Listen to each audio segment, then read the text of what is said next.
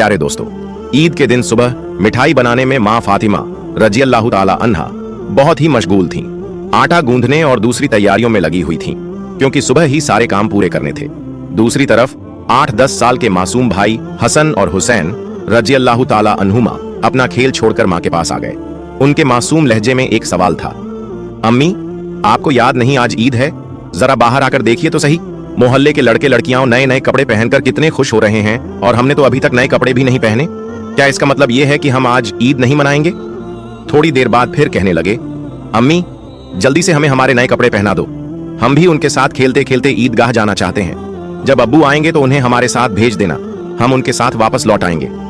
माँ ने बच्चों के सर पर मोहब्बत भरा हाथ फेरा, उनके माथे को चूमा और बोली, अभी ईदगाह जाने में काफी वक्त है बेटा, तुम लोग बाहर जाकर थोड़ा घूम फिर आओ, फिर मैं तुम्हें नए कपड़े पहना दूंगी। हो सकता है तब तक तुम्हारे अब्बू भी आ जाएं और शायद तुम्हारे लिए नए कपड़े भी ले आए, तब मैं तुम्हें जरूर नए कपड़े पहना दूंगी और तुम अपने अब्बू के साथ ईदगाह चले जाना। अब जाओ बेटा, बाहर जाकर थोड़ा खेलो, इस बीच मैं अपने काम निपटा लूं। दोनों भाई बोले, जी अम्मी। फिर छोटा भाई अचानक सवाल करने लगा, अम्मी क्या अब्बू हमारे लिए नए कपड़े लेने गए हैं? माँ ने दोनों बच्चों को अपने गले से लगा लिया, उनके माथे पर प्यार से चूमा और अपने दिल के आंसू पोंछते हुए हंसकर कहा, हाँ बेटा तुम्हारे लिए नए कपड़े जरूर आएंगे, तुम्हें जरूर पहनाऊंगी। अब तुम लोग बाहर जाकर खेलो, सब ठीक हो जाएगा। माँ ने अपने रब पर यकीन रखते हुए अपने बच्चों को दिलासा दिया। दोनों भाई खुशी खुशी बाहर चले गए। माँ ने अपने आंचल से आंसू पोंछे और मजबूरी में अपने काम में दोबारा मशगूल हो गईं। कुछ देर बाद दोनों भाई फिर रोते हुए घर लौट आए। उन्होंने कहा, अम्मी वे लोग हमें अपने नए कपड़े दिखाकर चिढ़ा रहे हैं। वे कह रहे हैं, देखो तुम्हारे पास हमारे जैसे नए कपड़े नहीं हैं, अगर होते तो तुम उन्हें जरूर पहनते। वे कह रहे हैं कि हमारे अब्बू कैसे हैं जो ईद के दिन भी हमारे लिए नए कपड़े नहीं लाए। वे हमें ईदगाह चलने को कह रहे हैं और बोल रहे हैं, जल्दी से नए कपड़े पहन कर आओ अगर आना है। वे खजूर के पेड़ के नीचे खड़े हैं और हमारा इंतजार कर रहे हैं जब तक हम नए कपड़े पहनकर उनके साथ न चलें। अम्मी अब्बू अभी तक क्यों नहीं आए? अम्मी हमें जल्दी से नए कपड़े पहना दो ताकि हम उनके साथ ईदगाह जा सकें। मासूम बच्चों की इस गुजारिश को सुनकर अम्मी अपने जज्बातों पर काबू नहीं रख सकीं। आंसू रोकना उनके लिए बहुत मुश्किल हो गया, लेकिन बच्चे अम्मी को मजबूती से गले लगाकर खामोशी से उनकी ओर देख रहे थे। कुछ ही पल में खुद को संभालते हुए अम्मी ने आंसू पोंछे और चेहरे पर जबरन हल्की सी मुस्कान लाते हुए बोली, अभी बाहर जाने का वक्त नहीं हुआ है बेटा, इतनी जल्दी क्यों कर रहे हो? नमाज के लिए अभी काफी समय है। इस दौरान बाहर जाकर थोड़ा घूम फिर लो और देखो तुम्हारे अब्बू कहाँ हैं, उन्हें ढूंढ कर ले आओ। तब तक मैं अपना बाकी काम निपटा लेती हूँ। थोड़ा सा ही काम बचा है। अगर तुम्हारे अब्बू नए कपड़े लाते हैं तो मैं तुम्हें बहुत खूबसूरती से तैयार कर दूंगी, फिर तुम मिठाई खाकर अपने अब्बू के साथ ईदगाह जाओगे, ठीक है? दोनों भाइयों ने मासूमियत से कहा, जी अम्मी। अम्मी ने अपने दिल को मजबूत करते हुए बच्चों को तसल्ली दी, लेकिन जैसे ही उन्होंने बच्चों के मासूम चेहरों की तरफ देखा, उनकी आंखों में आंसुओं का सैलाब उमड़ पड़ा। बच्चों को अपनी हालत का अंदाजा न हो, इस डर से अम्मी कभी एक कमरे में जाती तो कभी दूसरे में। इधर दोनों मासूम भाई परेशान होकर अम्मी अम्मी कहते हुए उनके पास आए और बोले, अम्मी हम समोसे और सकफीस खजूर लेकर अब्बू को ढूंढने जा रहे हैं। अम्मी ने रुंधे गले से कहा, हाँ जाओ। उनकी आवाज में छुपा दर्द बच्चे समझ नहीं सके। बड़े भाई ने अफसोस जताते हुए कहा, अब्बू कहाँ होंगे? छोटे भाई ने मासूमियत से पूछा, अब्बू कहाँ गए? बड़े भाई ने जवाब दिया, पता नहीं, चलो इधर उधर ढूंढते हैं। छोटे भाई के कंधे पर हाथ रखते हुए दोनों भाई अब्बू की तलाश में निकल पड़े। इधर अम्मी अपने दिल का दर्द कम करने का कोई रास्ता नहीं पा रही थीं। उनकी बेचैनी और बढ़ गई। वो सोचने लगी, मैं अपने मासूम बच्चों को कैसे बताऊं कि आज उन्हें नए कपड़े पहनाने के साधन हमारे पास नहीं है? उन्हें कैसे तसल्ली दूं? आज तो ईद का दिन है, मैं जो भी कहूंगी क्या मेरे बच्चे मेरी बात मानेंगे? या अल्लाह, क्या तेरे अलावा मेरा कोई और सहारा नहीं? ईद के लिए जो मिठाई बनाई है वो भी कई दिनों तक थोड़ा थोड़ा गेहूं बचाकर तैयार की है, उसी से हलवा और रोटी बनाई है, लेकिन नए कपड़े कहां से लाऊं? या अल्लाह, ये बोझ क्यों डाल दिया इस मां के सर पर? तू तो सबकी हालत जानता है, मैं इन मासूम बच्चों को कैसे समझाऊं? या अल्लाह, तू रहम दिल और सर्वशक्तिमान है। झूठ बोलना गुनाह है, ये जानते हुए भी मैं अपने बच्चों को झूठी दिलासा और झूठी उम्मीद देकर बहला रही हूं, लेकिन अब मैं क्या करूं? तू ही बता दे। या अल्लाह, तू मुझे रास्ता दिखा, तू मेरे गरीब घर की हालत जानता है, तू ही मेरी मदद कर। ये कहते कहते मां रोने लगी और जोर जोर से चक्की चलाने लगी। चक्की की घर घर की आवाज के साथ उनके दिल का दर्द भी बाहर निकलने लगा।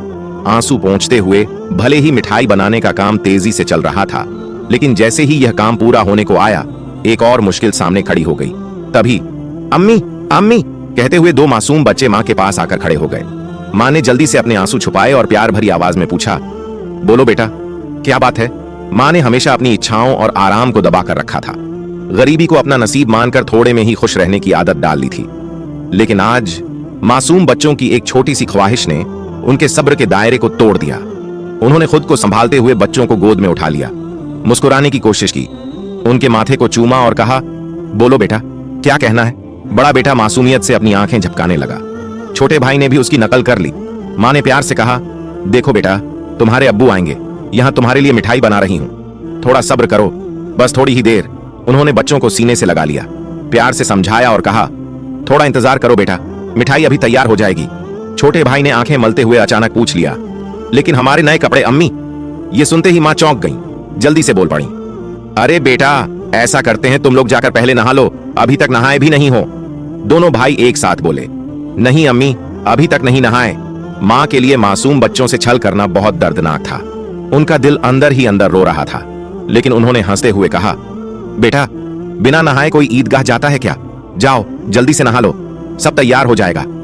दोनों भाइयों ने खुशी से कहा, ठीक है अम्मी, हम अभी जाकर नहा लेते हैं, आप सब कुछ तैयार रखना, हम जल्दी से आ जाते हैं। फिर दोनों भाई खुश होकर नाचते हुए बाहर निकल गए। माँ ने दुआ की, जाओ बेटा, अल्लाह हाफिज। बच्चे तो चले गए, लेकिन माँ के दिल में चिंता और गहरी हो गई। उनका दिल जैसे एक अथाह सागर में डूब रहा था। माँ सोचने लगी, जब वे वापस आएंगे और कहेंगे, हमें नए कपड़े पहनाओ, हम ईदगाह जाएंगे, तब मैं क्या करूंगी? अब माँ का मन और नहीं संभल सका। उनकी आंखों से आंसू बह निकले। वो सजदे में गिर पड़ी और अल्लाह से रो रो कर दुआ करने लगी, या अल्लाह, तू ही मेरा सहारा है, इस बेबस माँ की मदद कर, मुझे इस कठिनाई से बाहर निकाल, तेरे अलावा मेरा कोई नहीं है, मुझे राहत दे, इस मुश्किल से छुटकारा दे। इसके बाद माँ जैसे बेसुध होकर बड़बड़ाने लगी, या अल्लाह, तू तो माँ के दिल को समझता है। 3 बार मासूम बच्चों को बहला फुसलाकर मैंने किसी तरह संभाल लिया, लेकिन अब क्या करूं, क्या कहूं? तू ही मुझे सहारा दे, तू सब कर सकता है। फिर उन्होंने जोर से चीख कर कहा, या अल्लाह, तू सब कर सकता है, तू सब कर सकता है। इधर नहाने के बाद दोनों भाई खुशी खुशी हाथ में हाथ डाले घर की ओर चल पड़े। कुछ ही देर में हंसते खेलते दोनों भाई घर पहुंचे और जोर से आवाज लगाने लगे, अम्मी, अम्मी, हम आ गए। लेकिन माँ की तरफ से कोई जवाब नहीं आया। छोटा भाई मासूमियत से बड़े भाई की ओर देखने लगा और धीरे से पूछा, भैया, माँ बोल क्यों नहीं रही? क्या माँ सो रही है? बड़े भाई ने छोटे भाई को बाहों में भर लिया और उसे दिलासा देने लगा, मैं देखता हूं। जैसे ही बड़ा भाई माँ को जगाने के लिए हाथ बढ़ाने ही वाला था, अचानक दरवाजे पर जोर से दस्तक हुई। बड़े भाई ने घबराते हुए पूछा, कौन है बाहर? बाहर से कोई जवाब नहीं आया। दोनों भाई सहमकर एक दूसरे को देखने लगे। छोटा भाई डर के मारे बड़े भाई से चिपक गया। फिर से दरवाजे पर जोर से दस्तक हुई। डर और घबराहट से दोनों भाई जोर से चिल्ला पड़े, अम्मी, अम्मी, बाहर कौन है? लेकिन माँ की तरफ से फिर भी कोई जवाब नहीं आया। इस बार दरवाजे पर खटखटाने के साथ कोई भारी चीज घसीटने जैसी आवाज भी सुनाई दी। दोनों भाई डर गए। उन्हें पता था कि अगर कोई रिश्तेदार, परिवार का कोई बड़ा या पड़ोसी घर पर आता तो वह हमेशा सलाम करता, लेकिन यहाँ सब कुछ उल्टा हो रहा था। बड़े भाई ने छोटे भाई को और कसकर गले लगाते हुए कहा, मुझे समझ नहीं आ रहा ये क्या हो रहा है। अम्मी भी कुछ बोल नहीं रही हैं। डरते डरते दोनों भाई दरवाजे के पास गए। जैसे ही वे वहां पहुंचे, बाहर से फिर से जोर से खटखटाने की आवाज आई। दोनों भाई घबराकर थोड़े पीछे हट गए। फिर जोर से चिल्लाकर पूछा, कौन है दरवाजे पर? बाहर से आवाज आई, मैं दर्जी हूं, दरवाजा खोलो। दोनों भाई हैरान रह गए। उन्होंने पूछा, दर्जी, आप यहाँ क्यों? बाहर से फिर आवाज आई, हाँ, मैं दर्जी हूँ, दरवाजा खोलो, मैं तुम्हारे लिए नए कपड़े लेकर आया हूँ, उन्हें ले लो। जैसे ही यह सुना, दोनों भाइयों ने जल्दी से दरवाजे की कुंडी खोली। सामने एक आदमी खड़ा था, नए कपड़ों की गठरी के साथ। दोनों भाई एक पल के लिए सन्न रह गए। दर्जी ने कपड़े उनकी ओर बढ़ाए।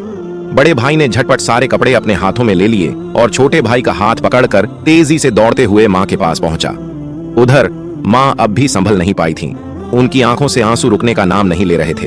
अम्मी, अम्मी, देखो, बड़े भाई ने खुशी से चहकते हुए कहा, दर्जी हमारे लिए कितने सुंदर सुंदर नए कपड़े लेकर आया है, जल्दी से हमें कपड़े पहनाओ, हमें ईदगाह जाना है। बड़े भाई की बात सुनते ही छोटा भाई भी उछल पड़ा, हाँ अम्मी, जल्दी करो, अगर देर हो गई तो हमें नमाज का समय नहीं मिलेगा। माँ यह सुनकर हैरान रह गईं। कुछ पल तक बच्चों को टकटकी लगाए देखती रहीं, फिर उन्हें गले लगाकर फूट फूट कर रोने लगीं। इसके तुरंत बाद उन्होंने बच्चों को छोड़ दिया और सीधे सजदे में गिर गईं। या अल्लाह, तेरी मर्जी को कौन समझ सकता है? उन्हें तुरंत समझ में आ गया कि जो व्यक्ति दर्जी बनकर नए कपड़े लेकर आया था वह असल में दर्जी नहीं था, निश्चित ही वह अल्लाह के भेजे हुए फरिश्तों में से एक था। माँ सजदे से उठी और जल्दी से बच्चों से बोली, जाओ बेटा जाओ, उसे मेरा सलाम कह देना और कहना कि वह आज हमारे घर से विदा हो जाए। लेकिन बच्चों को यह बात याद ही नहीं रही। वे इतने खुश थे, इतने उत्साहित थे कि उनकी खुशी का ठिकाना ही नहीं रहा। माँ ने बच्चों को देखा, उनके सिर और पीठ पर प्यार से हाथ फेरा, फिर उन्हें गोद में उठाकर सीने से लगा लिया, उनके माथे को चूमा, फिर हल्के से डांटते हुए बोली, बेटा क्या तुम अभी तक नहीं गए? दर्जी साहब को क्या लगेगा? वो ये सोचेंगे कि इस घर के लोग कितने बदतमीज हैं। मेहमान बाहर दरवाजे पर खड़ा है और तुम यहाँ मस्ती कर रहे हो। तुम तो उन्हें भूल ही गए, ये तो बहुत बड़ी गलती है। तुरंत जाओ, उन्हें मेरा सलाम पहुंचा दो और कहना कि आज वे हमारे मेहमान बने। जाओ बेटे, उन्हें अंदर आराम से बैठने के लिए कहो। बिना कुछ सोचे विचारे दोनों भाई दरवाजे की ओर दौड़े, लेकिन तब तक दर्जी घोड़े पर सवार होकर घर से बहुत दूर जा चुका था। दोनों भाई जोर से चिल्लाने लगे, साहब अम्मा ने आपको सलाम कहा है, जल्दी वापस आइए, आज आप हमारे घर दावत पर आइए, हम बैठक का दरवाजा खोल रहे हैं।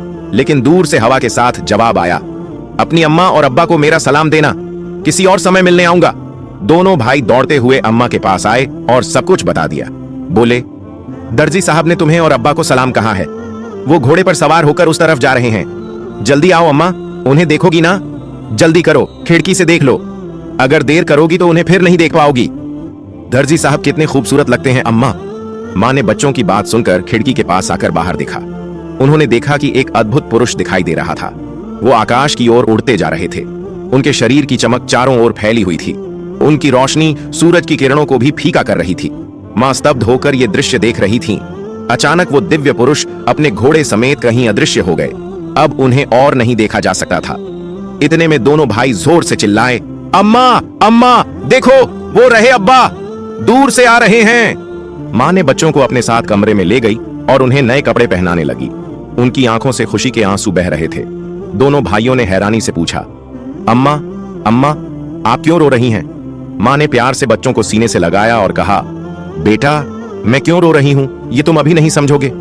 तुम्हारी उम्र भी इतनी नहीं हुई है, लेकिन आज से ये बात हमेशा याद रखना, एक पल के लिए भी अल्लाह ताला को भूलना मत। अल्लाह को हमेशा याद रखना। जो हमेशा अल्लाह को याद रखता है वो कभी भी मुसीबत में नहीं पड़ता। अगर तुम इस छोटी सी बात को अपने दिल में बसा लोगे और जिंदगी भर अल्लाह को नहीं भूलोगे तो देखोगे कि अल्लाह हमेशा तुम्हारी मदद करेगा, वो तुम्हें कभी मुश्किलों में नहीं डालेगा। माँ अपने बच्चों को यही नसीहत दे रही थी और साथ ही उन्हें नए कपड़े पहना रही थी। जब बच्चों को सजाने का काम पूरा हो गया तो माँ ने सुरम्मे का डिब्बा लाकर छोटे बेटे की आंखों में सुरम्मा लगाया। बड़े बेटे की आंखों में सुरम्मा लगाते ही दरवाजे के बाहर से आवाज आई, अस्सलामु अलैकुम या फातिमा जहरा।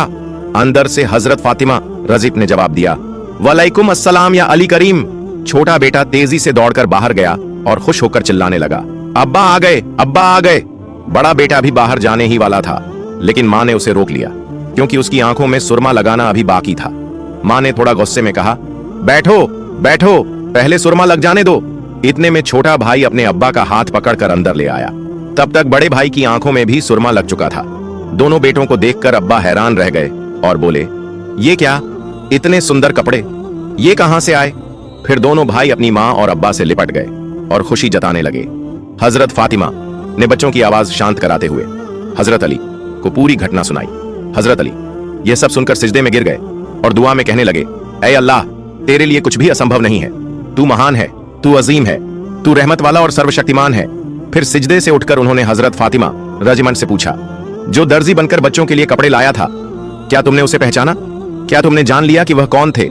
हजरत फातिमा रजमन ने कहा, नहीं, लेकिन इतना यकीन है कि वह अल्लाह के भेजे हुए कोई फरिश्ते थे, इसमें कोई शक नहीं। फिर भी यह मेरी अपनी राय है। हजरत अली रजिबा ने कहा, हाँ तुमने सही कहा, यह अल्लाह की महानता है, वह कोई और नहीं बल्कि हजरत जिब्राइल अलैहिस्सलाम थे। यह सुनते ही हजरत फातिमा की जबान से अचानक जोर से निकला, अल्लाहू अकबर। यह कहते हुए वे भी सिजदे में गिर गईं। उन्हें देखकर हजरत हसन और हजरत हुसैन भी सिजदे में गिर गए। प्यारे दोस्तों, आप सबसे गुजारिश है कि इसे सदका ए जारिया की नीयत से दूसरों तक जरूर पहुंचाएं। और अगर आप मेरे चैनल पर नए हैं तो चैनल को सब्सक्राइब करें। मिलते हैं अगली वीडियो में। फई अमानिल्लाह।